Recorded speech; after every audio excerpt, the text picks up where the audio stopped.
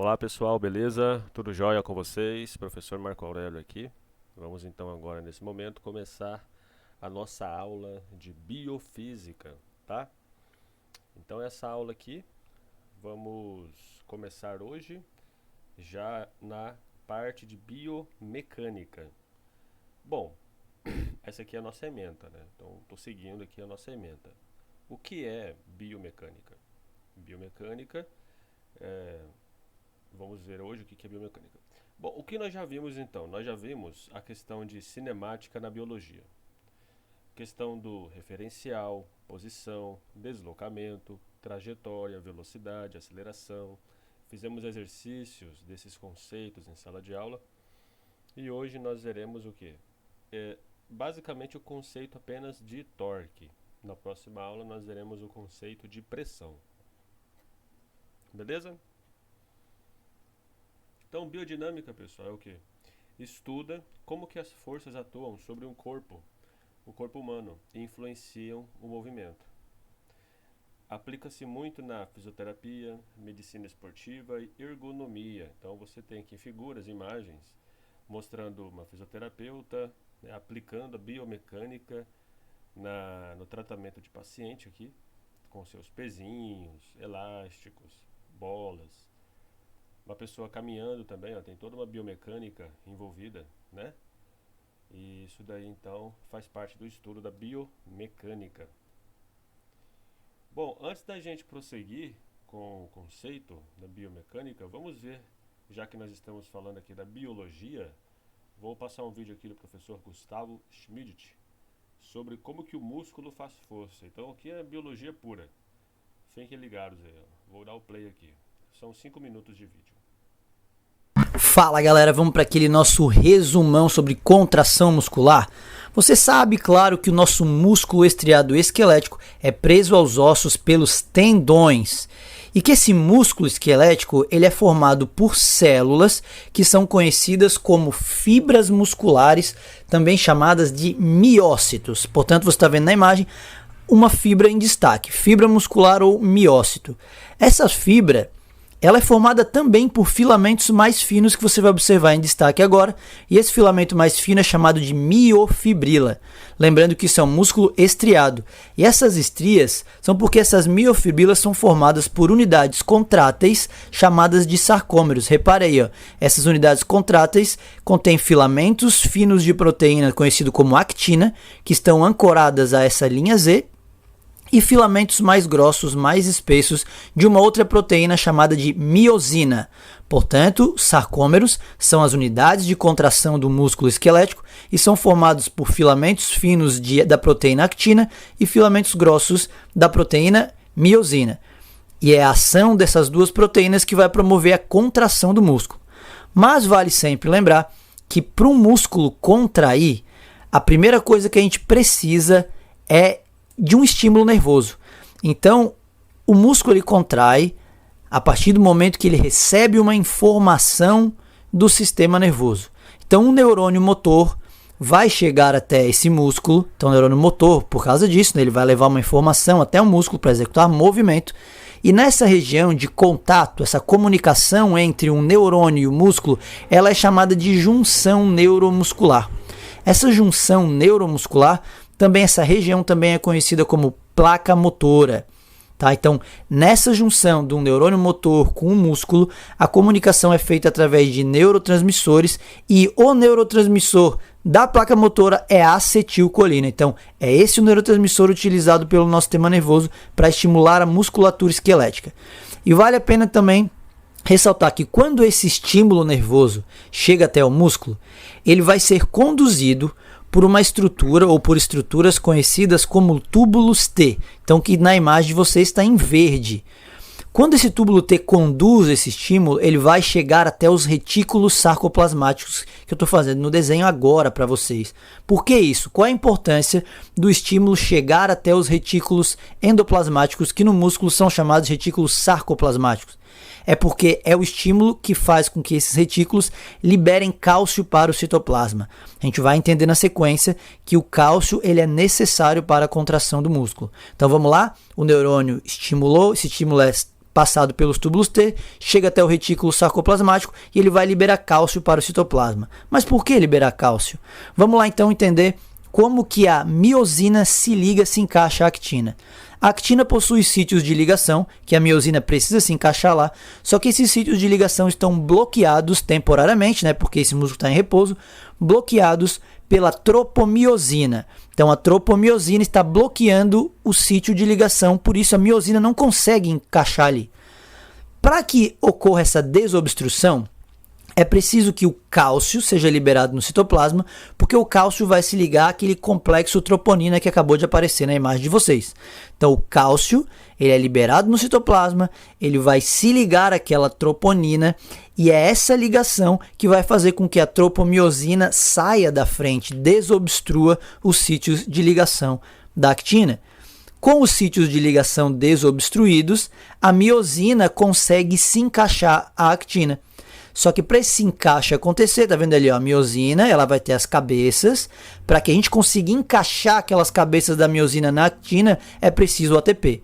Então, o ATP, a gente vai desfosforilar ali um ATP para que essa energia seja utilizada para a cabeça da miosina se encaixar lá no sítio de ligação da actina, que agora está exposto graças ao cálcio que se ligou lá à troponina. Então a gente tem o encaixe, depois do encaixe a gente vai ter o movimento de puxar. Então a miosina vai puxar a actina. Quando a gente tem a miosina se encaixando na actina e puxando, nós vamos ver uma imagem assim, ó. Aí é o sarcômero relaxado, e aí a hora que encaixa tudo ali, a miosina vai puxa de um lado, puxa do outro, as linhas Z se aproximam, o sarcômero encurta. Então isso é um sarcômero contraído. Sarcômero relaxado, sarcômero contraído. Muitas questões falam que a actina desliza sobre a miosina, mas na verdade a miosina se encaixa e puxa os filamentos de actina, né? Para a gente fechar, vamos recapitular. 3 coisas são necessárias para a contração do músculo. A primeira delas, um estímulo nervoso. É a primeira, obrigatória, precisa de um estímulo nervoso. Esse estímulo nervoso vai promover a liberação do cálcio no citoplasma, então o cálcio é importante e por último o ATP também é fundamental. Beleza, galera? Valeu, foi um prazer, um abraço e até a próxima aula. Então tá aí, né? É um pouco quem quiser conhecer o canal aí, né, da biologia, fica a dica, né? Fica a dica de conhecer o canal. É um vídeo que falou sobre como que o músculo faz força, né? Com conceitos biológicos. Então isso daí vocês devem entender um pouquinho, né? Eu não entendi muita coisa. Miosina, cetilina, mas fica aí então como contextualização, né?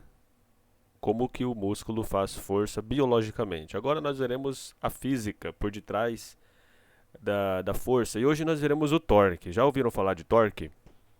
Vamos fazer uma breve retomada do conceito de torque na mecânica. Quando você vai desparafusar aqui, né? Você tem um parafuso bem preso e quer desparafusar. E você tem várias chaves de boca. Qual que seria a chave mais indicada ali, né? Vamos supor que todas elas estivessem aqui, coubessem no parafuso. E qual que você usaria? A menor ou a que tem maior haste? Eu acho que intuitivamente você usaria a que tem maior haste, né? Intuitivamente você usaria essa. Por que não usaria a que tem menor? Tem a ver com o torque. Vamos supor aqui as portas. Por que a porta, as maçanetas, elas ficam bem na extremidade das portas? Por que a maçaneta, por exemplo, não fica no meio da porta? Já pensou? Seria confortável de abrir uma porta com a maçaneta no meio? Seria, né? Teria que fazer mais esforço, menos esforço? Como que você imaginava? Então, vamos supor que agora você vai segurar um peso, um saco de arroz, com o braço esticado e com o braço dobrado. Qual que é mais difícil ou mais fácil? Sendo que é o mesmo peso, o mesmo saco de arroz. Então tudo isso daí, esses exemplos que eu dei, essas contextualizações estão relacionadas com torque. O que é o torque? É a tendência de um corpo a girar em torno de um eixo. Então nesse caso aqui específico do cotovelo, né? Como que a gente mede essa tendência? Então aqui é o torque. No caso aqui do cotovelo, aqui o cotovelo ele é um eixo de rotação, porque o antebraço ele tende a girar em torno do cotovelo, tá? E aí você tem dois vetores. Tem o vetor raio, que é o que vai da origem de rotação aqui do eixo até onde está sendo aplicada a força, até aqui na ponta, no caso. Então esse é o vetor raio. E tem o vetor força, que é nesse caso aqui a força peso, que é apontando sempre para baixo. Então veja que você tem aqui nesses dois casos, né, esses dois vetores desenhados. E qual que é a fórmula para a gente medir a tendência de giro? É a força aplicada, no caso aqui, né, força aplicada, vezes a distância até o eixo de rotação, vezes o seno entre o vetor raio e o vetor força. Então aqui, por exemplo, olha só, vamos pegar esses dois vetores. Esse de vermelho é o vetor raio, é o vetor, né, que vai da origem aqui do eixo de rotação até a extremidade, né?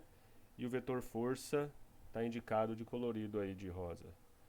Então, ó, o ângulo entre, aqui nesse caso da esquerda, o ângulo entre o vetor raio e o vetor força é zero, porque eles estão na mesma orientação, eles estão apontando para o mesmo lugar, então um está sobre o outro. Não existe inclinação de um com relação ao outro. Então o ângulo aqui é zero. Já o ângulo entre o vetor raio e o vetor força, nesse segundo caso aqui da direita, é de 90 graus.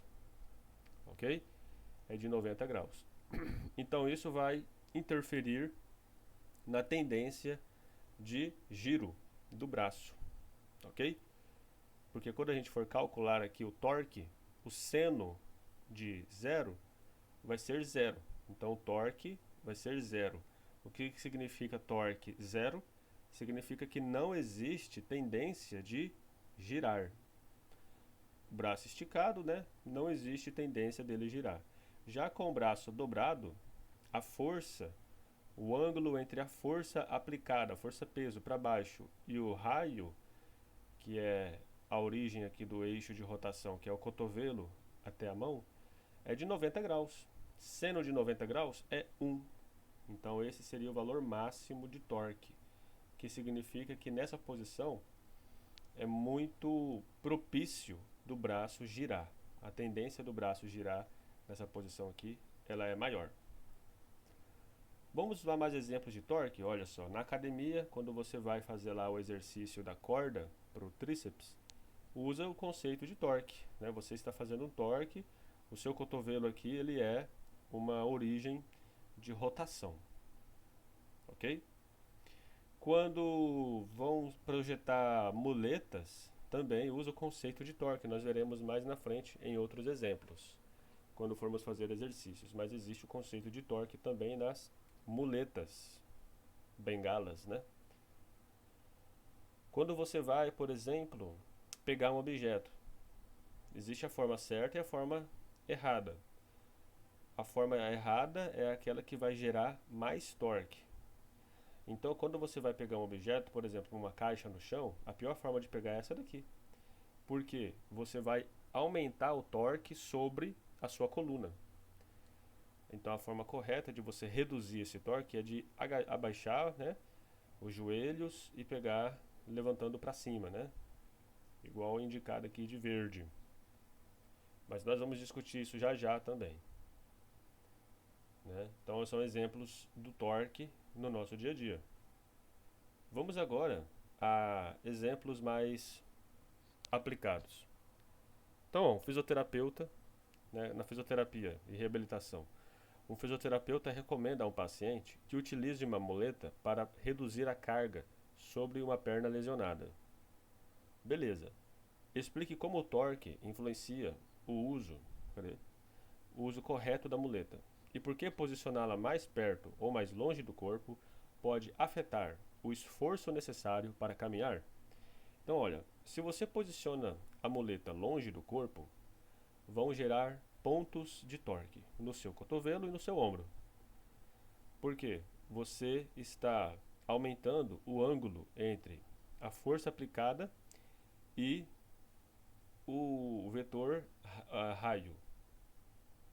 Então você gera um torque aqui no cotovelo e no ombro também. Ou seja, seu cotovelo vai ser um ponto de eixo de rotação, né?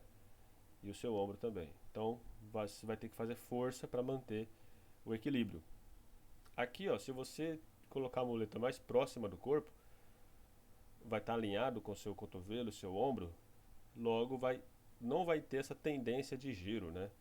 O seu antebraço não vai girar, não vai querer girar, igual nesse segundo caso aqui, da muleta longe do corpo. Então, quando você coloca a muleta perto do corpo, o ângulo entre a força aplicada e o eixo de rotação é como se fosse zero, né? E aí o ângulo sendo zero, o torque é zero. Não existe tendência de giro.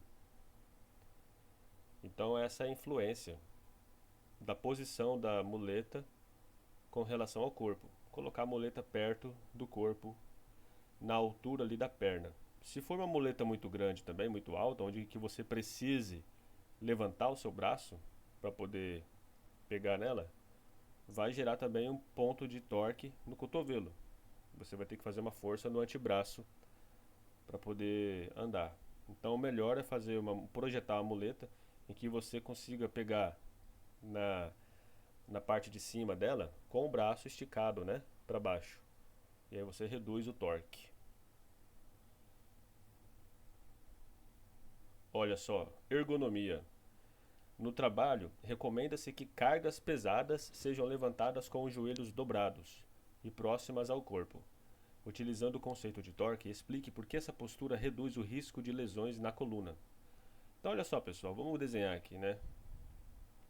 Você tem uma pessoa lá, deixa eu ver se eu consigo desenhar. Você tem uma pessoa que ela vai pegar um peso. Então tá aqui. Vai pegar um peso, fazer de forma exagerada, né? Vai pegar um objeto aí, um peso.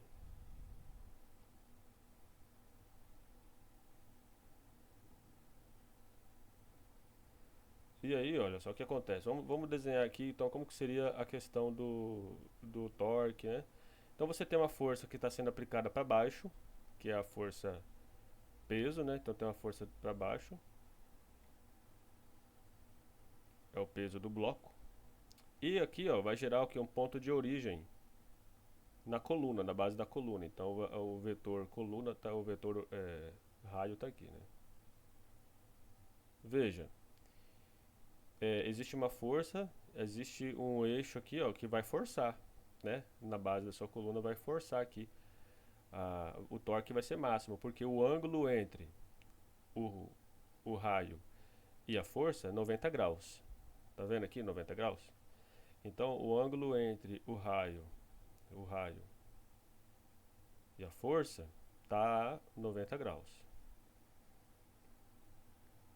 Né? 90 graus. E o seno de 90 graus é o maior valor que pode existir, né, de seno, que é 1. Agora, se você for pegar o objeto dobrando o joelho,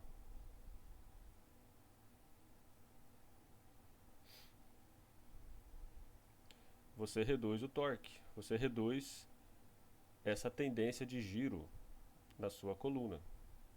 Por quê? Vamos representar aqui. Então você está pegando um objeto aqui, né?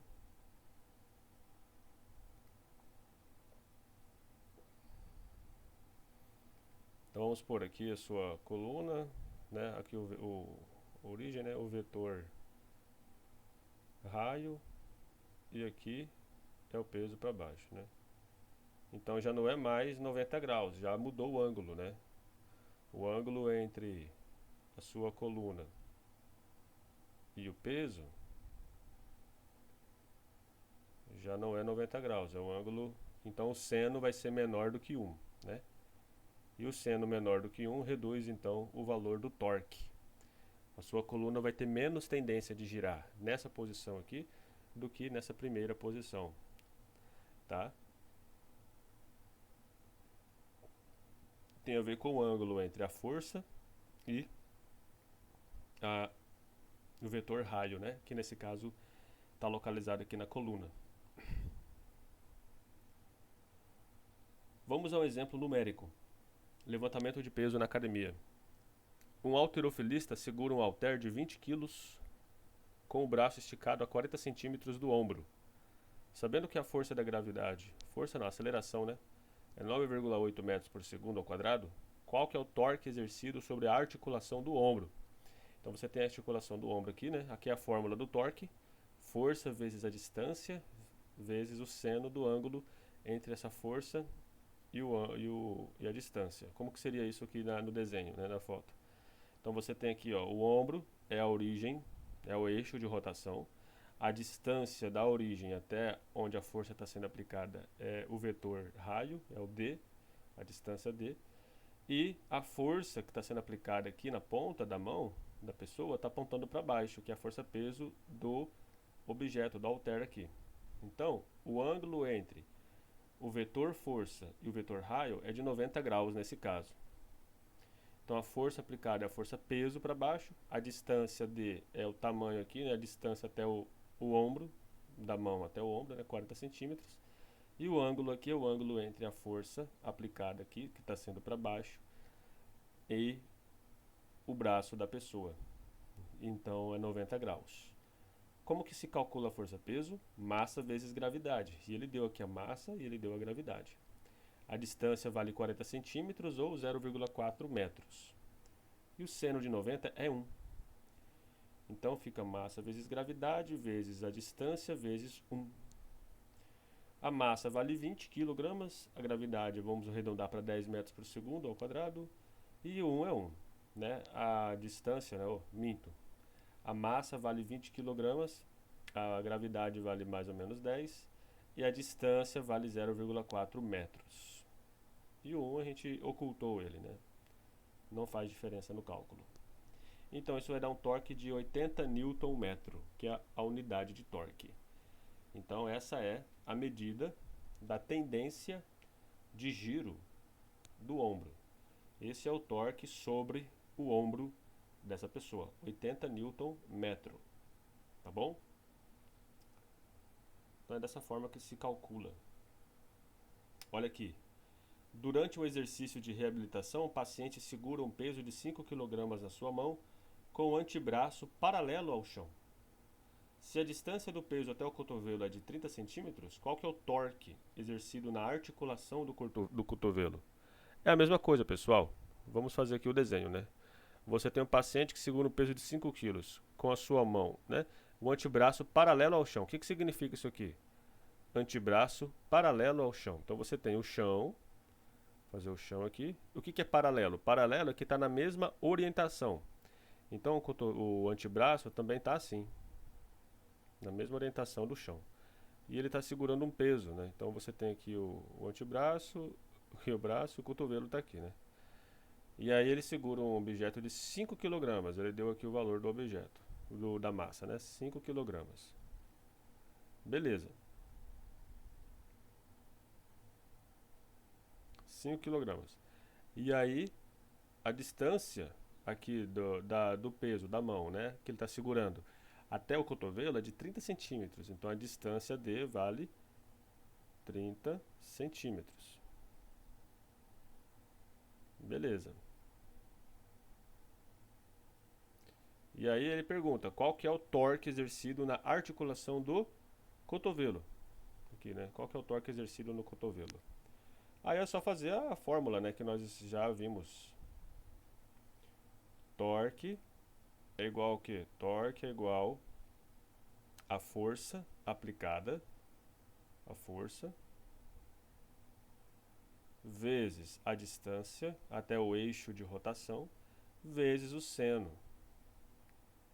Seno do ângulo entre a força e o eixo de rotação. Então a força aqui, esses 5 kg, ele está forçando para baixo por conta da gravidade. Então aqui é a força. É a força-peso, né? Apontando para baixo. O eixo de rotação está aqui, ó, no cotovelo. E esse daqui então seria o nosso vetor, o raio, né? A distância.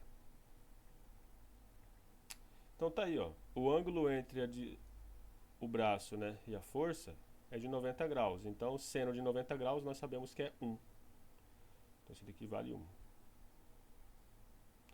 Então, fica a força, que é massa vezes gravidade, né? A força-peso aqui é massa vezes gravidade.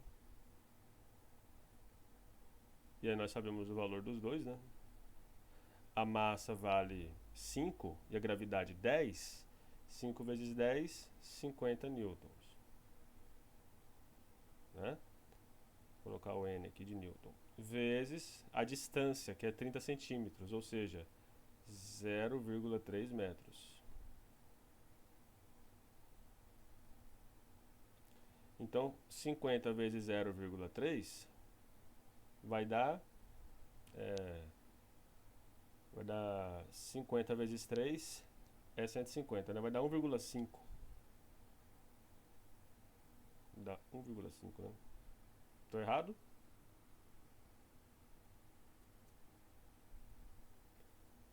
Vou pegar aqui. 150 dividido por 10 é 15, né? Vai dar 15, na verdade.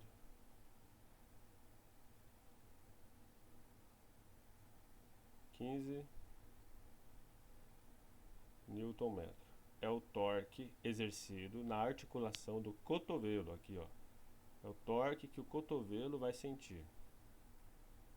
Né?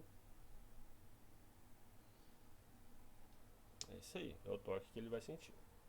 Essa é a medida da tendência de giro do cotovelo, pegando o objeto de 5 kg, fazendo um ângulo nele de 90 graus ali, né? Paralelo ao chão. Muito bem.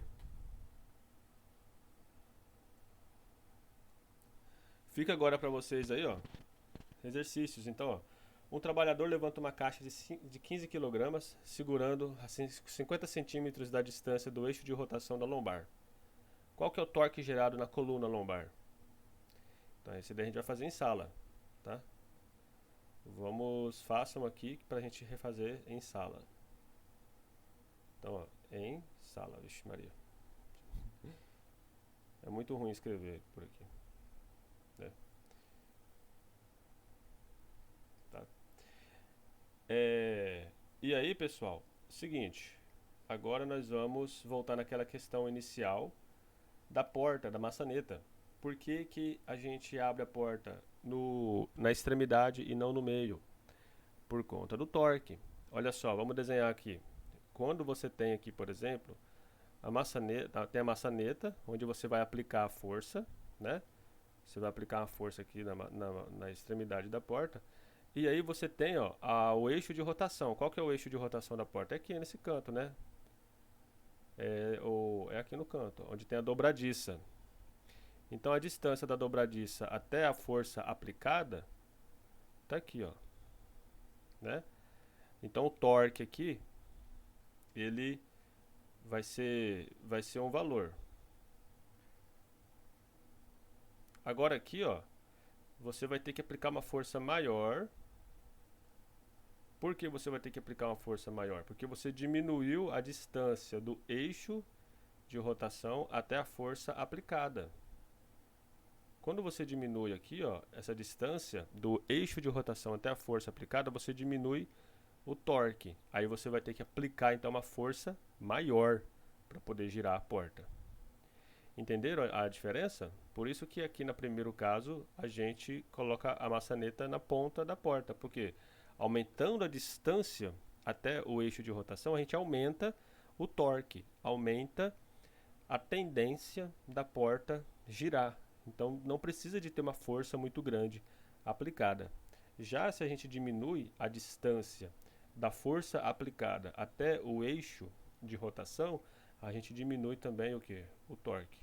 E aí, diminuindo o torque, nós temos que aplicar uma força maior, porque a tendência de giro aqui, ó, nesse caso, né, vai ser menos por conta da distância diminuída. do eixo de rotação até a força aplicada. Ok? Né? Então, só para a gente representar isso daqui bem bonitinho, deixa eu fazer aqui mais retinho aqui. Então, você tem aqui o eixo de rotação, né? Eu vou colocar bem aqui em cima. Ó. Esse daqui é o vetor raio e aqui é a força aplicada. Aqui você tem o eixo, aqui é o vetor raio, um vetor menor, né? E aqui uma força aplicada que tem que ser maior. Né? Tem que ser uma força maior. Beleza, pessoal? Então, o que nós vimos na aula de hoje? Nós vimos que o torque é a grandeza que mede a capacidade de uma força de causar rotação em um corpo ao redor de um eixo. Tá? Essa capacidade depende da intensidade da força, da distância até o eixo de rotação e do ângulo entre a força e o eixo de rotação. No corpo humano, o torque está presente em movimentos como caminhar, pedalar, levantar peso. Né? É essencial na biomecânica para entender a locomoção, a ergonomia, prevenir lesões, igual a gente viu no caso do levantamento ali, né, da caixa. E o cálculo do torque é o torque, que é essa letra grega chamada tau, é igual a força vezes a distância, né? E a unidade é newton-metro. Beleza? Então é isso, pessoal. Espero que vocês tenham gostado da aula. Façam seus resumos, anotem no caderno e a gente se vê em breve. Um forte abraço.